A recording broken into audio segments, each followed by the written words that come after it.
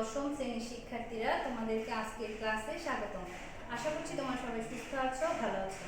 আমি আলহামদুলিল্লাহ ভালো আছি। আজকে আমি তোমাদের রসায়ন বিষয়ে আলোচনা করব। তো আমি অধ্যায় 3 পদার্থের গঠন এই চ্যাপ্টার নিয়ে আজকে তোমাদের আলোচনা করব। আমি পৃষ্ঠা নাম্বারটা আগে লিখে রেখেছি, 45 থেকে 47 নম্বর পৃষ্ঠা যে টপিকসটা আছে সেই টপিকস নিয়ে তোমাদের সঙ্গে আমি আলোচনা করব আজকে। তো দেখো, এই টপিকসের মধ্যে 3.7 একটা টপিক আছে, সেটার নাম হচ্ছে পরমাণুর শক্তি স্তরে ইলেকট্রন বিন্যাস। মানে হচ্ছে একটা পরমাণু তার শক্তি স্তরে কিভাবে ইলেকট্রনগুলো বিন্যস্ত থাকে সেটা সম্পর্কে আজকে আমরা আলোচনা করব।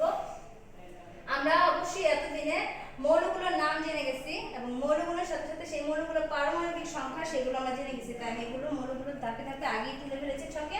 এখন আজকে শুধু আমরা ইলেকট্রন বিন্যাসটা কিভাবে হচ্ছে সেটা আমরা একটু দেখব। তো আমরা বোর মডেল থেকে কি জেনেছি? ইলেকট্রন কতগুলো ধাপে ধাপে বিভিন্ন শক্তি স্তরে বিভিন্ন ধাপে ধাপে যে ইলেকট্রনগুলো থাকে সেগুলোকে কি বলবো আমরা? প্রধান শক্তি স্তর। নাম কি দিব?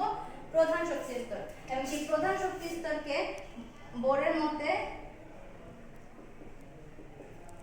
এই প্রধান শক্তি স্তরগুলোকে আমরা কি দিয়ে প্রকাশ করব?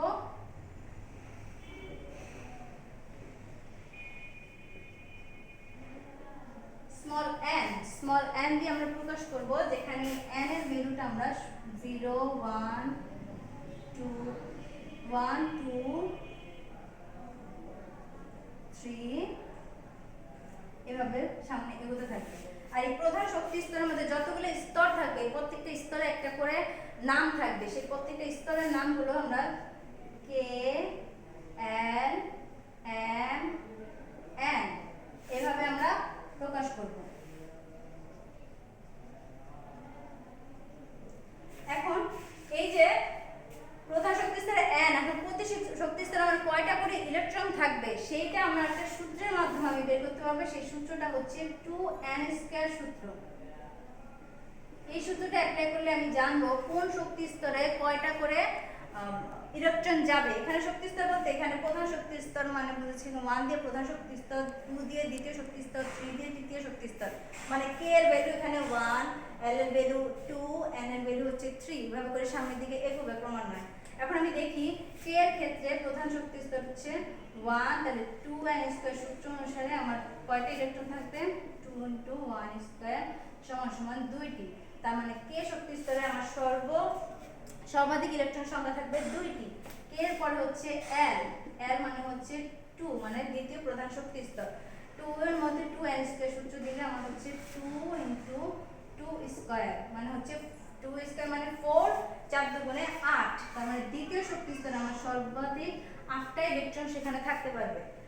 k এর পরে হচ্ছে m, m এর ভ্যালু হচ্ছে 3, 2n² দিয়ে বসালে 2 * 3², তার মানে হচ্ছে 3 2 যা হচ্ছে 9, 9 দ্বিগুণ হচ্ছে 18। তার মানে হচ্ছে m শক্তি স্তরে আমার সর্বোচ্চ 18টি ইলেকট্রন আমার স্থান করতে পারবে। তারপর n মানে হচ্ছে 4, 2n⁴, 2 * n⁴। তার মানে হচ্ছে 2 দুগুণে 4 দুগুণে 8 দুগুণে 16, 16 দুগুণে হচ্ছে 32, n⁴ এর মান হচ্ছে 16, 16 দিয়ে 2 কে গুণ করলে হচ্ছে 32। তার মানে n শক্তি স্তরে আমার সর্বোচ্চ 32টা ইলেকট্রন স্থান করতে পারবে। এখন এই যে আমি ছকটা তোমাদের জন্য তৈরি করেছি, প্রত্যেকটা ঘরও আমি আলাদা করে দিয়েছি।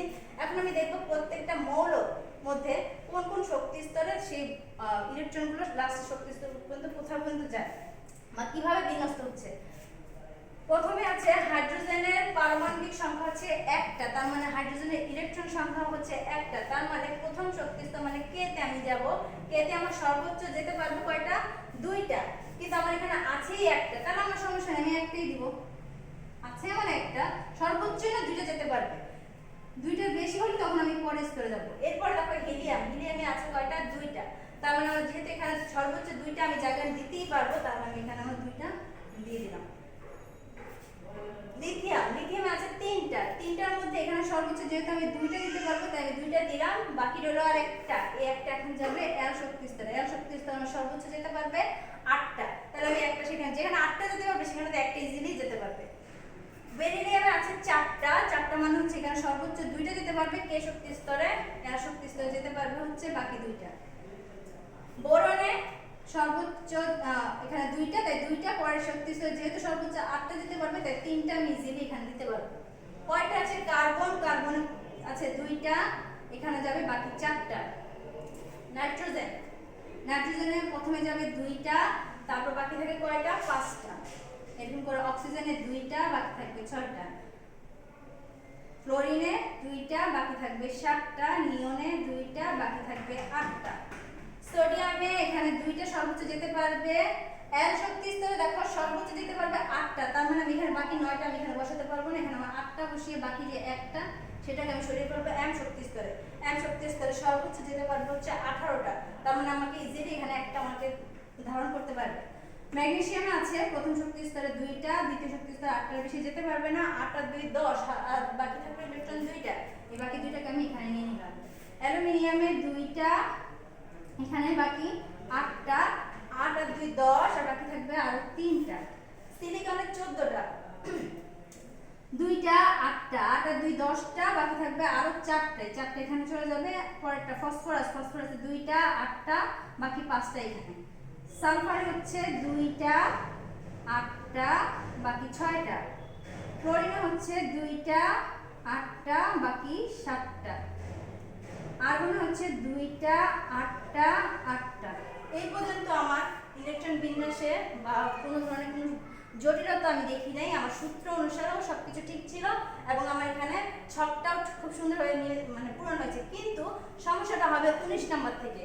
19 নাম্বারে গিয়ে আমরা দেখব প্রথম শক্তি স্তরে যাবে 2টা, দ্বিতীয় শক্তি স্তরে যাবে 8টা, তৃতীয় শক্তি স্তরে দেখো 8 আর 2 কত? 10, তার মানে আরো 9টা ইলেকট্রন থাকে। 9টাতে আমি এখানে ইজিলি দিতে পারতাম না, কারণ আমার সর্বোচ্চ তো আমার এখানে 18টা যেতেই পারত, কিন্তু তা কিন্তু হবে না, এখানে একটু ব্যতিক্রম হয়ে যাবে। ব্যতিক্রম হয় আগে এখানে 8টা পর্যন্ত আমি দিব, 8এর বেশি যাবে না, বা 8টা পর্যন্ত দিব, 8এর বেশি আমি এখানে নিব না। নেওয়ার পরে এখানে বাকি যে একটা, সেই একটাকে আমি এন শক্তি স্তরে নিব। এর ব্যাখ্যা আমি তোমাকে পরে দিচ্ছি, আর তুমি আগে দেখো নিয়মটা কি হচ্ছে। 2টা 8টা 8টা, তারপরে একটা। তারপর ক্যালসিয়ামে দেখো 2টা, তারপর হচ্ছে 8টা 8টা, 8 আর 16 17 18 19 20, এখানে হচ্ছে এন স্তরে হচ্ছে 2টা। স্ক্যান্ডিনিয়ামে দেখো 2টা 8টা 8টা, এখানে দেখো আবার এখানে 2টার বেশি আমার যাচ্ছে না, 2টার বেশি যাচ্ছে না, তাই বাকি যে ইলেকট্রনটা সেটা সহ এখানে হয়ে গেল 9টা। 8 আর 2 10, 10 আর 2 12, 12 সাথে আর 9 যোগ করলে হচ্ছে 21, তার মানে 21টা। টাইটেনিয়ামে দেখো 2টা 8টা, এই পাশে 2টার পরে একদম স্টিল, আর কোনো বাড়তেছে না, এখানে 2টাই বাকি, যেটা থাকতেছে সেখানে আমার এখানে আর একটা এখানে যোগ হয়ে 10টা। ভ্যানাডিয়ামে দেখো 2টা 8টা, এই পাশে 2টা, তারপর হচ্ছে 11টা। ক্রোমিয়ামে দেখো 2টা 8টা, এই পাশে 2টা স্টিল, এখানে কোনো, আচ্ছা ক্রোমিয়ামেরটা আমি তোমাকে পরে দেখাচ্ছি, যেহেতু আমি দেখি স্টার দিয়ে আসছি, তার মানে এখানে কিছু একটা ব্যতিক্রম কিছু একটা আছে। আমি ম্যাগনেজে চলে যাই। 2টা 8টা, এই পাশে 2টা, বাকি কয়টা থাকে? 8 আর 2 10, আর 2 হচ্ছে 12, 12 হচ্ছে 12 হলে আর কয়টা থাকে? 13টা, আর 13টা থাকে, তাই তো? 13 আর 2 হচ্ছে 15, আর 10 হচ্ছে 25, হয়ে গেল। এবার দেখো প্যারামে দেখো 2টা 8টা, এই পাশে 2টা, এই পাশে নিশ্চয়ই যাবে 14টা, এই পাশে 14টা। তারপর দেখো কোবাল্টে, কোবাল্টে এই পাশে 2টা 8টা, এখানে স্টিল এখনো 2টা, তারপর এখানে যাবে একটা একটা করে, এখানেই বাড়তেছে, এখানে 2টা করে আর যেতে পারছে না, তার বাকি ইলেকট্রনগুলো এখানে 8টা পর্যন্ত যাওয়ার পর বাকিটা ওখানে যাচ্ছে, তারপর আবার বাকি ইলেকট্রনগুলো এখানে ঢুকতেছে। নিকেলে দেখো 2টা যাচ্ছে, 8টা যাচ্ছে, তারপর এখানে 2টা বেশি যাচ্ছে না, তারপরেরটা দেখো এখানে 8টার পর আর কি বাকি থাকে? আর থাকবে 16টা। সিস্টেমেটিক হইতে 16 আর 2 হচ্ছে 17, 17 আর 16 আর 2 হচ্ছে 18, 18 আর 10 হচ্ছে 28। এবার কপারও দেখো আমি স্টার দিয়ে রেখেছি, তার মানে এখানে হচ্ছে ব্যতিক্রম আছে। এবার আমি জিঙ্কে যাই। জিঙ্কে আছে প্রথমটায় 2টা, তারপর 8টা, তারপর এটা যাচ্ছে দুইটা, বাকি কয়টা থাকে 8 আর 2 হচ্ছে 10 আর হচ্ছে 12, তার মানে হচ্ছে আরো কয়টা হচ্ছে 18টা, 18 আর 2 হচ্ছে 20, 20 আর 10 হচ্ছে 30। এবার দেখি আমি কেন এই দুইটা আমি করলাম না।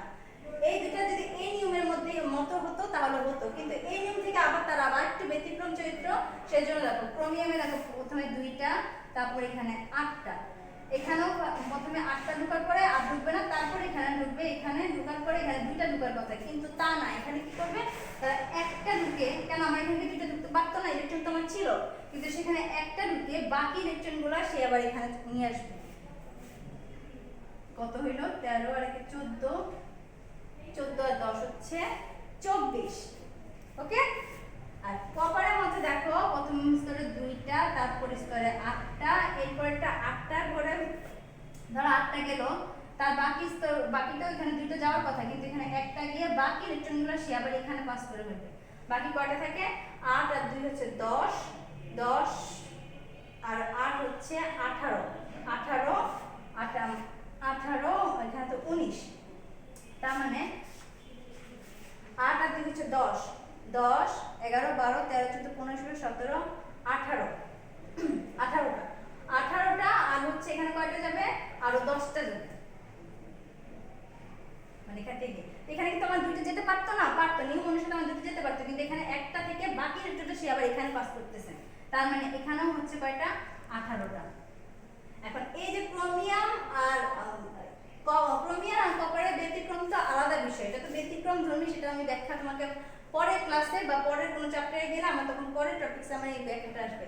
কিন্তু এই যে আমার যে 18 পর্যন্ত যাওয়ার পরে আমার যে 19 নাম্বার মোড়টা থেকে আমার যে এখানে যে আমার কাজটা কি করলো, এখানে আমার 18টা যাওয়ার কথা ছিল, কিন্তু এখানে 8টা গিয়ে থেমে গিয়ে আগে পরের স্তর পূর্ণ করছে, তারপরে এই স্তর আগে এই স্তরে 8টা যাওয়ার পরে বাকি ইলেকট্রনগুলো সব এই স্তরে গেছে। এই যে ব্যাখ্যাটা, এই ব্যাখ্যাটার জন্য আমাদেরকে উপশক্তি স্তর মানে হচ্ছে প্রধান শক্তি স্তরের পরে আমরা উপশক্তি স্তর নিয়ে আলোচনা করব। সেই উপশক্তি স্তর যখন আমরা পড়বো তখন আমরা স্পষ্টভাবে বুঝতে পারবো যে কেন 19 নম্বর মৌল থেকে মৌলগুলোর প্রধান মানে শক্তি স্তরের বিন্যাসগুলো বা ইলেকট্রন বিন্যাসগুলো কেন চেঞ্জ হয়ে গেল, এইভাবে নিয়ম মাফিক কেন হলো না, সেটার ব্যাখ্যা আমরা এরপরে যখন প্রধান উপশক্তি স্তর যখন আমরা পড়বো সেটার ব্যাখ্যা থেকে আমরা বুঝতে পারবো। তো আজকের মতো আমাদের আলোচনা এতটুকুর মধ্যে হয়তো ইনশাআল্লাহ তোমরা হয়তো স্পষ্টভাবে বুঝে গেছো। এটা যদি ভালোভাবে আমি বুঝতে পারি, আমি পরে যখন উপশক্তি স্তরে যাবো তখন তোমাদের আর কোনো সমস্যা ইনশাআল্লাহ হবে না। তো আশা করি ভালো থাকবে, সুস্থ থাকবে। আল্লাহ হাফেজ।